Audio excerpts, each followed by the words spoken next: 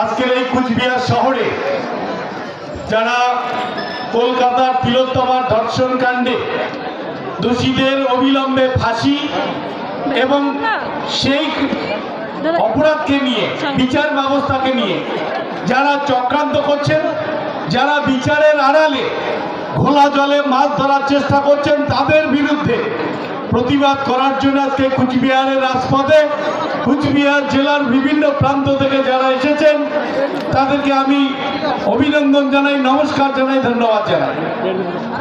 আমরা অবাক হই একজন বাঙালি হিসাবে, একজন পশ্চিমবঙ্গের বাসিন্দা হিসাবে।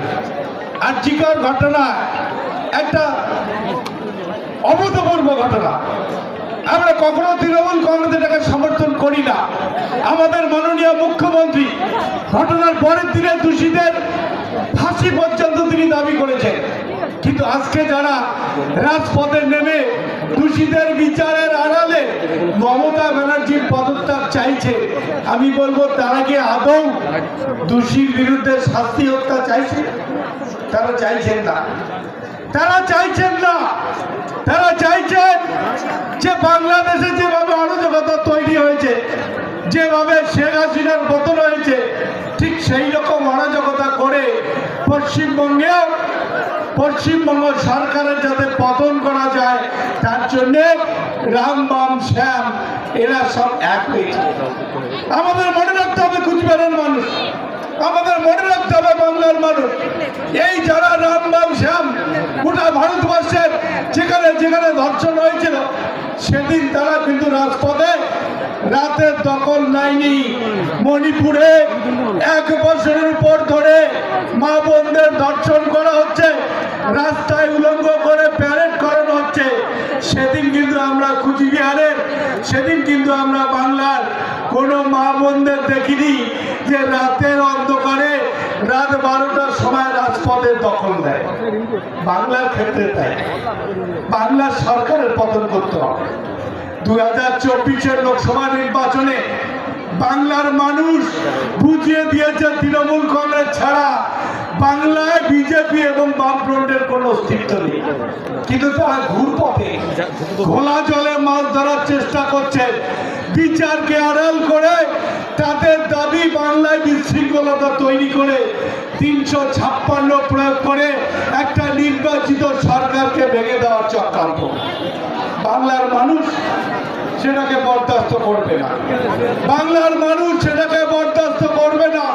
তাই আজকে শুধু কুচবিহারে নয়, গোটা বাংলা জুড়ে তৃণমূল কংগ্রেস কর্মীরা শুধু নয়, এই বাংলার সমস্ত বুদ্ধিজীবী এবং গণতন্ত্রপ্রিয় মানুষ, শান্তিপ্রিয় মানুষ, তারা তৃণমূল কংগ্রেসের সঙ্গে পায়ে পা মিলিয়ে তারা এই বিচারের দাবিতে পথে নেমেছে।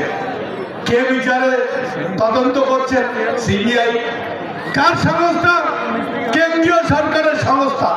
এই বামপন্থীরা, এই বিজেপির হাইকোর্টে গিয়ে তারা রাজ্য সরকারের পুলিশের উপর অনাস্থায় নেয়।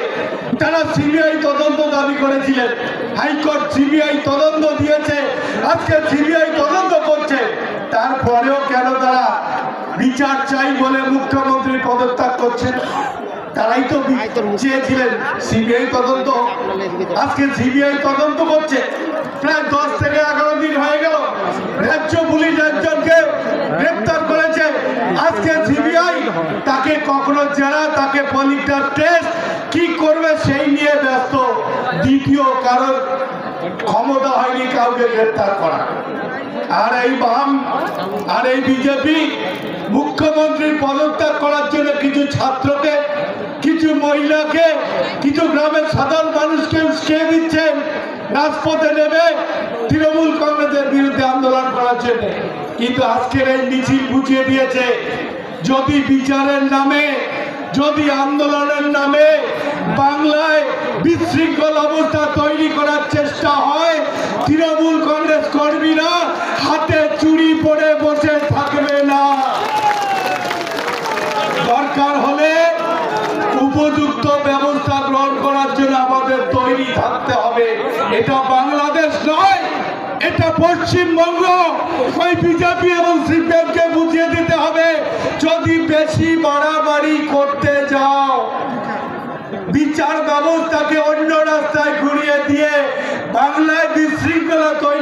চেষ্টা করো, বাংলার মানুষ তার যোগ্য জবাব দেবে, কুচবিহারের মানুষ তার যোগ্য জবাব দেবে। তাই আমরা আজকের এই সমাবেশ থেকে আমরা ধিক্কার জানাবো বিজেপিকে, আমরা ধিক্কার জানাবো সিপিএম কে, যারা তিলোত্তমার বিচারের আড়ালে তৃণমূল কংগ্রেসের পতন চায়, তৃণমূল কংগ্রেসের মুখ্যমন্ত্রীর গায়ে কালিমা লিপ্ত করতে চায়, আর কিছু মিডিয়া, আর কিছু দালাল সংবাদপত্র, কিছু টিভি চ্যানেল মিথ্যা খবর পরিবেশন করছে। লজ্জা হয় এই চ্যানেলগুলো যেভাবে মিথ্যা কথা বলে মানুষকে বিভ্রান্ত করছে। কখনো বলছে গণধর্ষণ হয়েছে 40-50 জন মিলে, কখনো বলছে 150 গ্রাম সিমেন্ট পাওয়া গেছে।